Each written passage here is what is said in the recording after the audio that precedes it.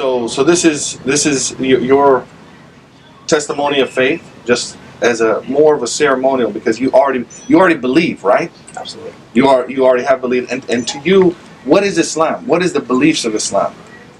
Like, what do you believe? It's kind of hard to just pinpoint one thing. I think it's about living life right and doing what's good and taking care of one another and just living your life like right. Yeah. And then in terms of the beliefs, we believe in one God, and you accept that. Absolutely. You believe in Muhammad, peace be upon him, as the messenger of God, as being the messenger of God, the Rasul.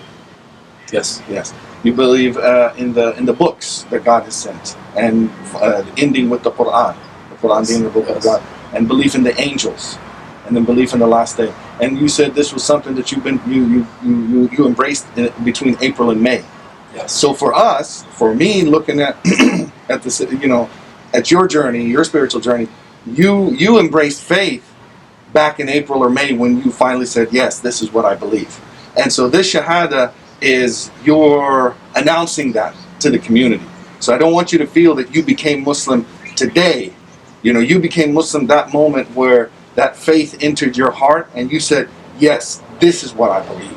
Because it's a relationship between you and God, and you don't need it affirmed by any other human being. You don't need a special, your faith can't be given or taken away by somebody else. This was your relationship between you and God. But the Shahada, the specific announcement, can be done by anyone. And I'm actually going to ask Haj Sajjad, good friend of mine, to walk you through the process. Thank you.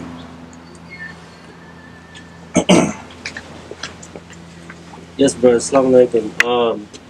Basically, it's just the declaration, two declarations. One, declare that there is no God but Allah, and the second declaration, bear witness that Muhammad is the messenger of Allah. So we say it in Arabic, and the first part is Ashhadu, and you can repeat after me. Okay. Ashhadu Ashhadu. Allah ilaha illallah. Ashhadu anna Muhammadan Rasulullah. I bear witness there is no God but Allah. I bear witness that Muhammad is the messenger. Alhamdulillah. Alhamdulillah. Alhamdulillah. That's it. I'm gonna hug him, even though I know it's COVID and everything. But I'm gonna hug you. Thank you. Thank you for being here. That's right. Thank you. Yeah, no, I wasn't gonna miss this for nothing, man. Thank you. I appreciate Yeah, I wasn't gonna miss this for nothing, man. Thank you. Thank you. If anyone understands the journey, I do. Anyone. I know it's being recorded, but I have to give a reason for the significance of this when it came to me. While I was in prison, right, it's after a few years of being in there, and I'm still running with the homies inside. I started going to Jummah services in prison. The brothers invited me to come to Jummah. And I had been doing that for a couple of months. Some of the homies didn't care about that. Some of them did. But there was one dude who did not like that because all the Muslims were black. And he felt like, you shouldn't be over there. So they come and get me and they're like, hey, homie such and such wants to talk to you. Mm-hmm. That's the dude you don't want talking to you. When he summons you, it's like you're in trouble. Yeah. So I was like, man, this is not gonna end up. Mm-hmm. And so we sit down on the yard. He wants to talk to me on the yard. So I guess he wants to check me in front of everybody. So I'm sitting there, he's got his little 4 soldiers standing around us. And he starts off by telling us this history of the gang and Mexican history and all this other stuff. And basically telling me why I can't go to Muslim services because they're all black. So I stop him and I'm like, well, you know I ain't Mexican, right? What you mean you ain't Mexican? And at the time, I mean, you can imagine my hair was slicked back. I didn't have the beard. And they didn't know me as Sajjad Shakur. They knew me by the other name. So you mean you ain't Mexican? I'm not Mexican. I'm from Pakistan. And, you know, I'm a Muslim. So I'm going to Muslim services. And he's like, he wanted me to not go to Muslim services because everyone in there is black. So I made a conscious decision, whatever happens today, whether they kill me or what, I'm gonna stand on this right here. Whatever happens. And it was a very dangerous situation. You know what I'm talking about? That's a very dangerous Very well. That's a very dangerous situation that you're putting yourself in, that you make the wrong decision, your life is over. That's the way they play the game. Very hostile, by the way. Yeah. And they don't give you option A, B, or C. It's like you do this or you die. Very simple. I was like, man, this I can't turn back on this, you know. So I'm like, brother, look, those guys are Muslims, right? You're my homeboy. Those guys are my brothers. You're asking me to make this choice, and I'm not making that choice, man. I'm gonna go to services, and I felt like, and I told him, I said, you know, you're not making that same decision for people that go to Christian services. There's blacks in there, right? And you're not telling none of the homies not to go to Christian services, so why are you doing that with us? So anyway, he's like, we're going to discuss this later. The fact that I wasn't Mexican kind of threw him for a loop, and he went and he had to figure out, how am I going to address this guy? You know, because that's his religion, that's his race, right? And anyway, I left, and I'm like, I'm in limbo. I don't know what's going to happen. I don't know if they're still going to kill me or not. But I'm like, I'm not going over. I'm going to stay here. I'm not going to go to protective custody or nothing. I'm staying here. Well, the Muslims saw him checking me, and they approached. They don't play, by the way. They don't play either. The Muslims ain't playing either. Mm-hmm. So, regardless of numbers, they do not care. yeah. Mm-hmm. So they saw him checking me, right? And they came to me and they're like, what was that about? And I'm like, look, it's none of your business. I don't want to get you guys wrapped up in, you know, in this stuff, because it'll cause a lot of problems. So no, I got this, but don't worry about it. Don't get involved in this. I'm a youngster, right? And these guys have been down for years. So they're like, we got this, man, don't worry. They went to him and they basically told him, look, if anything happens to that youngster, it's on between us. There weren't a lot of Muslims on the yard. A lot of homies on the yard, but not a lot of Muslims on the yard. But the way the Muslims went and approached him, it's like, if anything happens to this brother, because he's choosing to be Muslim, if anything happens to him, it's war. And you don't want to go to war with us, man. And you know what? After that, they left me alone. Bro. They left me alone. I stayed on the yard for the next 15-something years. Wow. And they were like, they weren't happy. They weren't happy at all. But it's like, this is his religion. You have to stand what you believe in. Yeah, you have to stand what you... And they appreciated the fact that, you know, I didn't run. I stayed there, and I wasn't playing with it. That was the other thing. I trusted Allah 100%. I'm like, look, I'm making I'm turning my life over to you, but ain't no half-stepping in this. I'm doing this 100%. And man, I'll be honest with you, every decision I made after that, Allah guided me all the way. Even removing the life sentence. Because I had a life sentence. That life sentence came off as a result of the decision to do the right thing. And you said, Javier, there was a point where you consciously made that decision too, right? Like you had a conversation with God and you said, "Get me out of this, and I will do the right thing." I did it when before I was even sentenced, when they were still wanting to give me attempted murder. I mean, everybody knows what comes with attempted murder. It's a life sentence. And I was scared. I was 22 years old, and I said, my life can't be over already. And I said, you know, if you get me out of this, I swear I'll change. Whether if I make it out of this or not, if I still get the license, I said I'll still dedicate my life to God. And it went away 2 weeks later. They dropped it, and then of course I had to fight it, and then eventually it was a very minimal sentence. But what did that do for like you when you, after you had that conversation, and like what was your feeling? So at the time, because I was still young and I was a product of my environment, it wasn't a fast transition. I did change. I always had more control over myself, but I was able to just kind of almost like check myself before I did something, which I never did before. Before I was just very spontaneous, very Just do it. whatever. Yeah. Don't even just think, just do it. Because that's how I was. That's how I grew up. That's how it was when we grew up. And it wasn't until, oh God, like a year and a half later to where it finally just clicked. I mean, I was always positive, and I was always good, and I was always uplifting and wanting to help people because that's who I am, you know. And I just seen the change. It was about a year and a half to where I seen the change, and I was all in. And then from there, I flew forward, and I didn't get myself involved. But because of where you're at, you have to be involved to a certain extent. And because of what I did and the jobs that I had in there, I had to conduct myself at a higher standard. So not only did I do that for myself, but because of who I was there. And, I changed. And then when I came home, I did the same thing.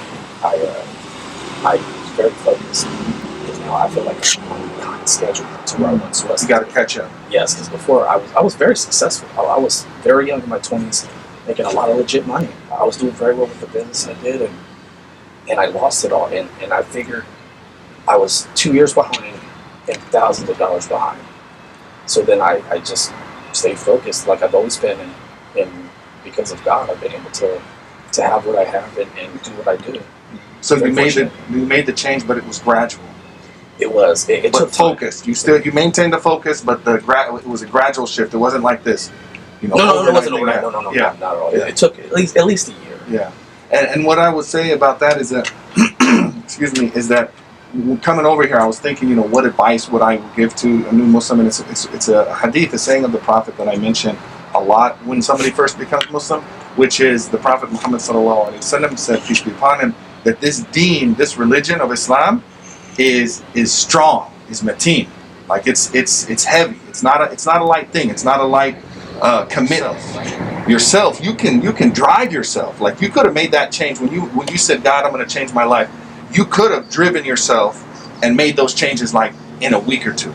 But you knew yourself, and you said, I'm going to stay focused, and I'm going to do this over a period of time, and it took about a year, right? So the Prophet Muhammad was telling us, you know, take your time with this religion. Don't pile everything on yourself at once. Stick to the basics, you know, the basic practice, the basic interaction rules that a Muslim should conduct him or herself with, and then little by little, you know, make that gradual change. So if you ever feel like, oh, this is getting too much, just remember, you know, take it easy. It's a marathon and it's not a sprint. I agree. There's one thing I would like to share with you, though. Yes. So, I'm not an emotional person. I was raised not to be emotional. And because of how I grew up, I really no room for emotions. And I was talking with the brother right here, and halfway through our conversation, I felt emotion for some reason, and I'm not an emotional person. And I spoke with my friend about this, and you know, what was said was that I guess that's a lot, knowing that I want to, or I want to be part of Islam, or I'm not sure how it's a sign. Put. Yeah, it's a sign. That's what. Yeah, it was a sign because it wasn't normal for you. No. Yeah, it was very different. And I mean, you can't fake how you feel. Yeah, that's just how I felt. And I thought, wow, maybe it is a sign. And so that's when you started reaching out to the mosques and the masajid to try to find a place? No, actually this happened right as I was speaking with him. Oh, okay. This happened 2 days ago. Oh, I see, okay. Yeah, this happened 2 days ago. I've been reaching out for, actually right after COVID started. Oh, so it's been months as you were reaching out to mosques? Yeah, I was trying to maybe get something or kind of information before, you know, goes, even worse, I mean, So how many mosques did you end up contacting before MCC? maybe a dozen, maybe a little bit It more. doesn't bode well for Sacramento. I mean, Sacramento, Santa Clara, San Jose. I think there was one in Sunnyvale. And you were just asking them, like, I just want to take my shahada. I just wanted to talk to anybody to get any kind of information, because I mean, there's only so far you can go online. And any responses from those dozen masjids? No. Some of them, you go to leave a message and the phone just hangs up. But that didn't Deter me? deter you. Not at all. I'm very focused on what I want and what I want to do, and especially if it's a change, a good change in life. There's nothing that can stop me. Right. Because you're not doing this for other people. You're not doing it for. You're doing it for yourself, and Absolutely. so you kept at it. Absolutely, it's something I want, something I truly want. Yeah. Not for anyone else. Yeah. This is for me. Yeah. Well, and what the person that mentioned that maybe that sign of emotion that you had was a sign of sometimes we say tawfiq, success, divine success. Like when God gives you success, tawfiq, everything lines up. Like I didn't know Had Sajjad was going to be here, right? You didn't know you were going to be here. No, he called You me weren't planning to yesterday. be here. Or yesterday or day. I didn't know he was going to be here. Yeah. No, he called me. Was it yesterday or day before? Yes. I'm actually on my way. This is crazy how everything happened. When I leave the restaurant, right, I have to coordinate all kinds of stuff to make sure somebody's going to be there, because I got a bunch of kids. They'll burn the place down, man. And so anyway, it takes a lot of coordination. So today I was on my way to Union City because my ex Sally just got found suitable. After 25 years. After 25 years, right? And he got found suitable, so I'm looking for a restaurant out there to purchase for him so he can come out and have his own place. And so I was on my way over there. He calls me and he's like, oh, it's going to be, he told me about you, and he's like, it's going to be at like 11 something. I'm like, I was on my way over there to the Bay anyway. I'm going to rearrange all of that so I can come here. But it's just weird how things lined up, because it would have taken me weeks to get. Same way. Yeah, it would have taken me weeks to get all the people to take care of the restaurant when I'm not there, And so, but today, yeah. So anyway, I wasn't gonna miss this. When he told me, I'm like, oh yeah, that I can delay, but I'm coming here. Thank you. I appreciate it. So it took all kinds of, just to back up. It's crazy because all the things lined up in ways you can't even imagine, man. Okay. My experience in prison was the same way, in the sense that when you make the commitment that you're going to trust Allah to handle your affairs, right?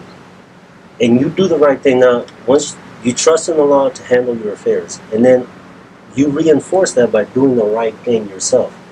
After that, don't even worry about it. That's exactly what I did. Yeah, don't let Allah handle it. That was the secret. The secret to success. Just those two things. That was it.